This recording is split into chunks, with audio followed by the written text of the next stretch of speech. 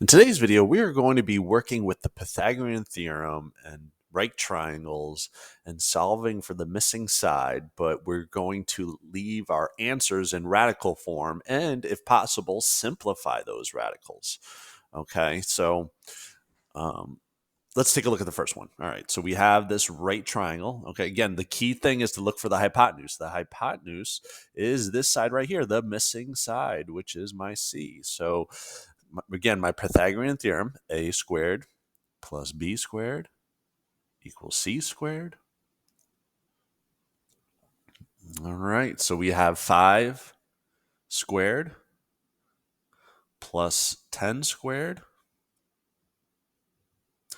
equals c squared. Okay, 5 squared is 25.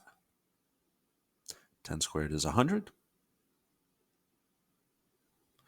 which equals c squared. All right, 125 equals c squared.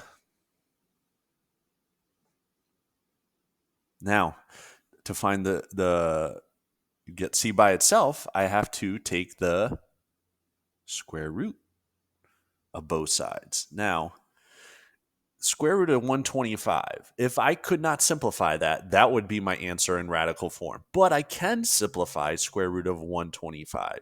You could break it down to a perfect square and a non-perfect square. So to break it down, you would, let me give myself some more room here, break it down to 25 and 5.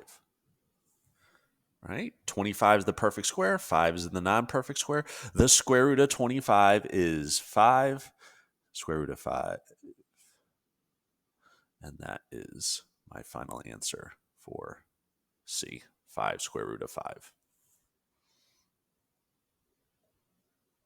Okay, so always double check if you could simplify further at the end. Okay, so basically we're doing the Pythagorean theorem plus using our simplifying radical skills. Let's take a look at another one. Ooh, this one, it looks like we're trying to find the leg, so I'm going to call it X. You know, you could call it A or B, but sometimes my A's look like 9s, sometimes my B's look like 6s. So nice. I'm going to leave it like that, X. Okay, so again, this is the hypotenuse, right? So you have X squared plus 5 squared equals 49.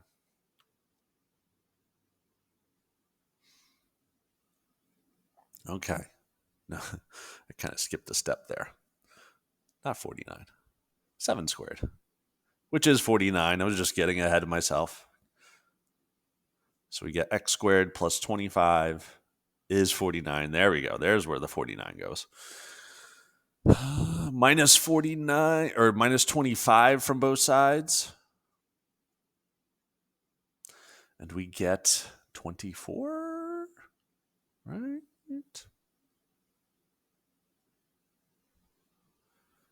X squared is 24. Find the square root of both sides. Boom, boom. Can you simplify the square root of 24? Let's see. Yeah, you can. There's a perfect square that goes into 24. I think it's 4. No, bigger than 4. Maybe. 9, 16. No, I think it's just 4. Yep, it is just 4. So I'm breaking this down to 4 times 6, right? The square root of 4 is 2. And the square root of 6, I can't simplify any further.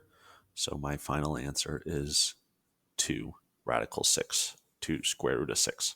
So it's the same process as we've done before when you're estimating it, but this time you're just simplifying the radical at the end. So just combining both of those skills.